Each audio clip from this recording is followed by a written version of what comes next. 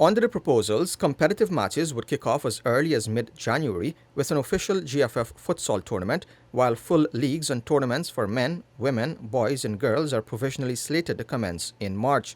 All competitions are contingent on a safe and secure playing environment and can only proceed with the approval of the authorities.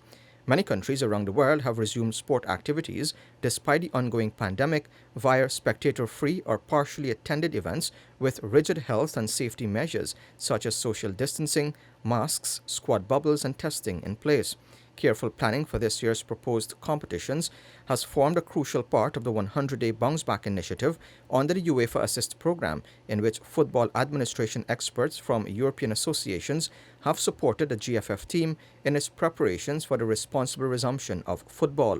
The GFF president, Wayne Ford, said, and I quote, "Following the huge success of the year-end tournament, where we were able to show that football can be staged safely once the correct measures are in place, we are now hoping to move the next phase of bounce back as we progress towards the careful return of competitive football in Guyana. However, with the COVID-19 pandemic still causing great suffering and disruption around the world, it is vital to emphasize that these competitions will only take place once the conditions allow and as the authorities feel it is safe. When we do move forward, we will ensure that all the necessary measures are in place to protect the well-being of our community." End quote. The GFF's own COVID-19 task force will continue to oversee and implement the Federation's bounce-back strategy, with regional associations and private entities required to submit proposals for tournaments for review to ensure appropriate health and safety protocols are in place.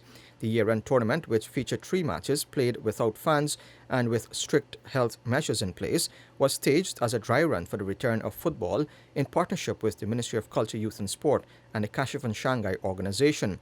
If all goes to plan under the GFF schedule, this year will feature 7 months of sustained competitive football for senior men and women, with a similar tournament duration for each layer of youth football in line with FIFA guideline for funding and optimal development. Ford said, and I quote, "In order to give our homegrown talent the best chance to reach its full potential, especially after the disruption of 2020, we will make every attempt possible with the support of the authorities to complete as much of this ambitious program as we can. If any competitions cannot be completed as scheduled for any reason, we will find new dates when conditions allow." End quote.